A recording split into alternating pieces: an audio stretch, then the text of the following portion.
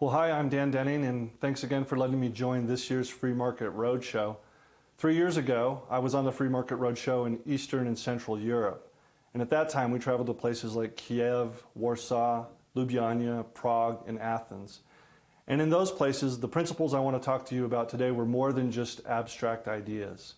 When we talked with students and small business people and entrepreneurs in those countries, we all reached the same conclusion that those values are the very basis of free, prosperous societies. But in the last 12 months, those very values have been under more attack than any time ever, at least in my lifetime, specifically in the Western world. So today what I want to talk to you about are 3 principles to protect civil liberties and entrepreneurial freedom in the post-pandemic world. Now, the COVID-19 pandemic accelerated restrictions on individual liberty and economic freedom all over the world. And while some of this may have been necessary at the beginning of the pandemic as a short-term precaution, the actions taken by governments in the last 12 months pose a long-term threat to civil liberties, democratic accountability, as well as entrepreneurship and small business. So unless emergency powers are revoked and that the rule of law is vigorously defended, Western countries risk a permanent shift toward more authoritarian limits on small business and civil liberties. We will become more like China every single day. The time is now for defenders of individual liberty and entrepreneurial freedom to ensure that these temporary infringements do not become permanent. So as vaccinations roll out across the world this spring and summer, there will be no reason left to maintain illegal or unconstitutional limits on civil liberties and small business. Maximum pressure needs to be exerted at the political level and through the media to 1, end emergency declarations that infringe on civil liberties and small business, and 2, ensure that they never happen again, at least without robust democratic accountability. So for the rest of my presentation, I want to talk about 3 things. First, I want to define what these civil liberties are and what's at stake if we lose them. Secondly, I want to define what we mean when we talk about entrepreneurial freedom and what's at stake if we cease to value that. And finally, I'd like to define what I think are 3 principles that we can adopt to protect civil liberties and entrepreneurial freedom in a post-pandemic world. But first, what civil liberties are we talking about? Well, everyone should be pretty familiar with these. We're talking about the 5 freedoms outlined in the First Amendment to the U.S. Constitution, and we're talking about the 4 freedoms in the Treaty of Lisbon or in the Schengen Agreement. So, in summary, those are freedom of speech, freedom of religion, freedom of assembly, freedom of the press, freedom to petition the government for redress of your grievances, and with the Schengen freedoms, we're talking about the free movement of goods, the free movement of capital, the freedom to establish and provide services, and most importantly, we'll spend a lot of time on the free movement of people. So let's go through each one. First of all, let's talk about freedom of speech. Now, it does not take, unfortunately, a great deal of imagination to see the ubiquitous mask or face covering as a kind of muzzle on democracy, or to see mask mandates as a form of suppression of free speech. But masks are not symbols. They have a valid and legitimate public health purpose. But beyond the symbolism of the mask, the real threat right now to freedom of speech is the enforcement of de facto speech codes created by governments and enforced by multinational technology corporations. It's a dangerous collaboration between Silicon Valley and big government. In China, it's the Chinese Communist Party that does the censorship. But in the last 12 months, and in the post-pandemic world, if we're not careful, it's going to be Google, Apple, Facebook, Twitter, and Amazon.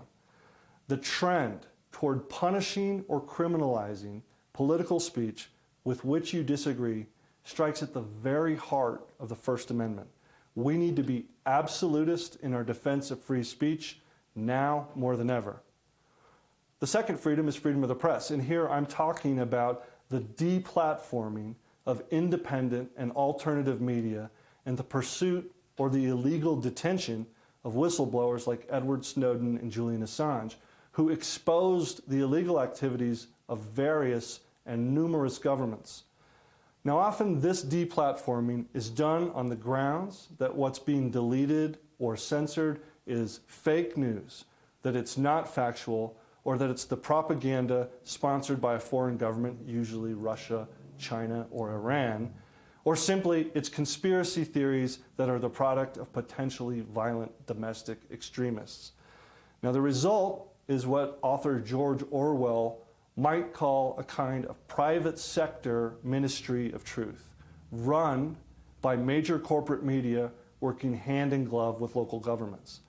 In the post-pandemic world, the press is no longer speaking truth to power or holding public officials accountable. It's working with them in many cases to advance a specific narrative that supports government policy and is both anti-liberty and anti-entrepreneurial. The third freedom is freedom of religion. Now, in February, the United States Supreme Court struck down the state of California's total ban on religious services. Justice Neil Gorsuch, who's from the state of Colorado, where I am right now, said that it simply didn't make sense that retail establishments could safely operate at 25% of capacity, but that churches or synagogues or mosques could not. Now, the court did maintain a ban on singing and chanting, deferring to California's public health experts that said this behavior could increase the transmission of COVID-19. But here we have a similar situation in New York City, where the state's COVID-19 restrictions were also struck down. Those restrictions took on a distinctly anti-religious character, particularly anti-Jewish. But the bottom line is that the court reiterated that even public health emergencies do not unequivocally justify the free exercise of religion, which is guaranteed by the First Amendment. Now, the fourth freedom in the First Amendment is the freedom of assembly. Nothing prevents organized political opposition or dissent like preventing people from peaceably assembling. Yet that's what we've seen all over the world, in Australia, in New Zealand, in Europe, and even here in parts of the United States. The stated reason was to prevent the transmission of the COVID-19 virus by preventing large public gatherings. But the public health orders have been applied inconsistently. Organized protests against lockdowns have been broken up by police, while political protests for social or other justice matters have been permitted to continue. So the lack of consistency in the application of the public health orders reveals to me their inherently political nature, which is to suppress dissent. The law is the law. People are constitutionally allowed to gather and peacefully protest public policies they feel are unfair or illegal. Now, number 5 is the right to petition the government for a redress of grievances. And there are a lot of people who have justifiable grievances against lockdown policies. These policies have limited their ability to make a living and provide for their family. Perhaps none more so than small businesses that have been shut down, while big retail outlets and chain food stores have been allowed to remain open. Now, public officials at the federal, state, and local levels have said they need to defer to the authority of public health experts. And I think at the beginning of the pandemic, most reasonable people had no problem with this. Now, we know that lockdowns affect all aspects of civilized society, and that it's probably a mistake to give emergency powers to unelected public health officials for an indefinite period of time. The emergency becomes permanent, and there's no longer any democratic means for addressing the total costs of the lockdown on the wider community, including the suppression of constitutionally protected liberties. We end up becoming governed by technocrats who are singularly focused on one issue to the detriment of everything else, not least of which are civil liberties and entrepreneurial freedom. Now let's move to the 4 freedoms covered in the Schengen Agreement. The first is 2 of them, free movement of goods and capital. Now, COVID-19 has exposed the vulnerabilities in global supply chains and in just-in-time logistics.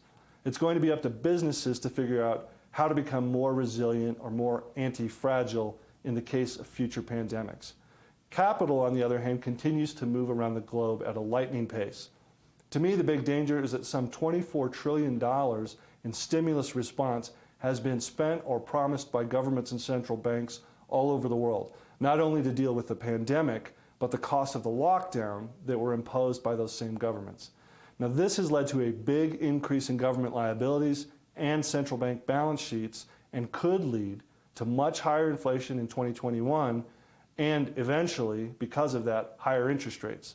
That itself would create a large worldwide financial shock similar to the crisis of 2008 or 2009, but this time with the epicenter in government bonds. Another of the four freedoms from Schengen is the freedom to establish and provide services. Now, entrepreneurs, as most of us know who've worked with them or who are them, are natural risk takers.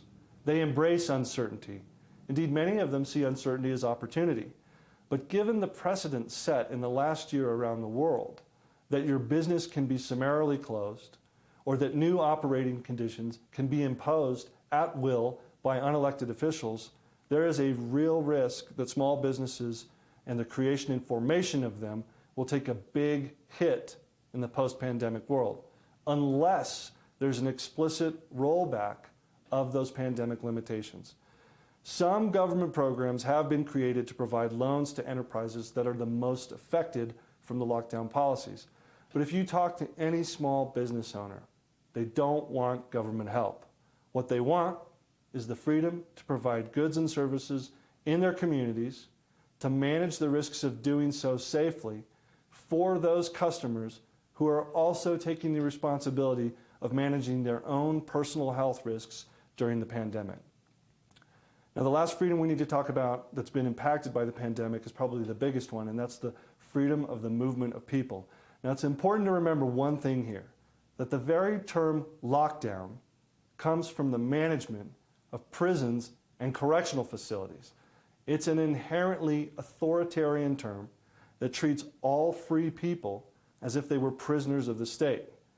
In my mind, the big danger in the post-COVID-19 world is that the free movement of people across national borders, or even within those borders, can be revoked with the stroke of an executive pen or require the permission of a so-called green passport, which proves that you've been vaccinated. The precedent that you need permission to exercise your natural rights and liberties has been set with the government response to COVID-19.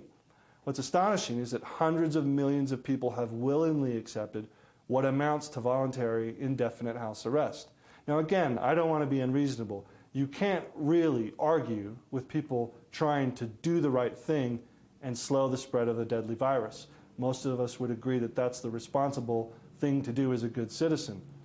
But there's no doubt in my mind that some public officials at all levels of government have less interest in doing the right thing and more interest in controlling small businesses and individual liberties.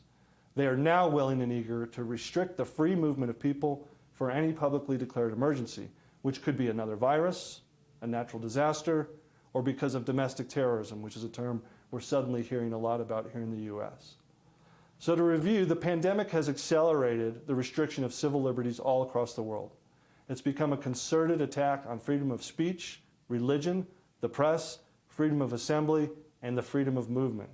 The social mood, which is driven at the moment by fear, seems to have switched in favor of safety over liberty.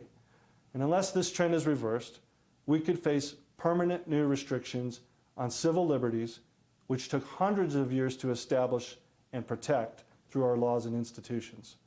This will shift the balance of power in civil society from individuals, small businesses, and voluntary organizations to centralized government and big corporations, acting together to protect their interests at the expense of our freedoms. So as Lenin infamously asked, what is to be done? Well, I'd like to put forward 3 principles that should govern our public debate about the post-COVID world and be our rallying point to win the argument in the defense of civil liberties and entrepreneurial freedom. First, we should follow the Swiss model and embrace the idea of subsidiarity. That principle is enshrined in Article 5 of the Lisbon Treaty. And the principle is this, that political power, when it's used at all, belongs and is most legitimate when it's closest to the people. Power is more accountable to the people when applied at the local and state level. National emergency policy making is an alarming trend that's inherently undemocratic and hostile to civil liberties and free enterprise. We should fight it and reject it. Number two, we should embrace antitrust action against big tech's censorship of free speech. Now, most of us who believe in the free market resist government intervention.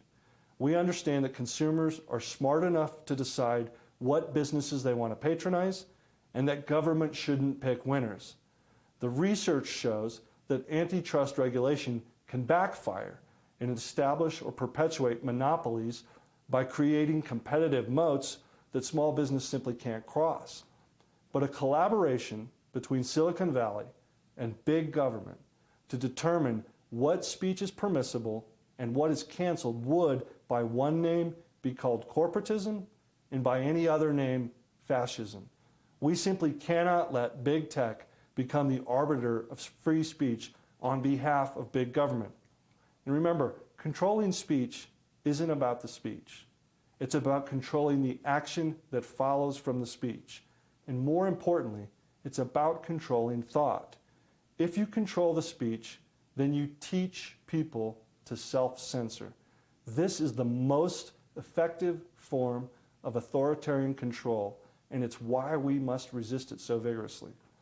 And finally, we need to reject the false narrative that the pandemic response and lockdowns value human lives over human rights.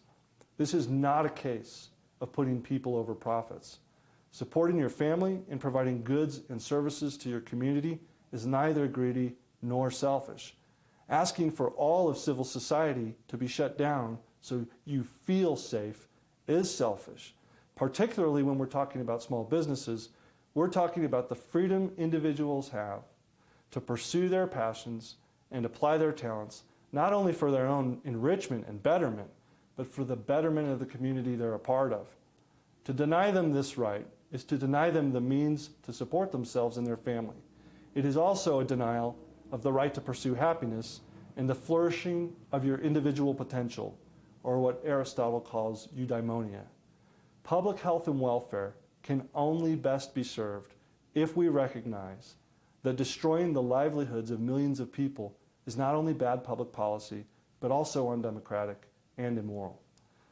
So, we on the front line of the liberty movement have a lot of work to do. The stakes have never been higher, but the folks that work with the Free Market Roadshow and the Hayek Center have always been champions of these ideas. More importantly, the peaceful engagement of debate to promote ideas that we think are valuable. So I hope that this has been useful to you, and good luck out there. We've got a lot of work to do, so let's get to it. Thank you.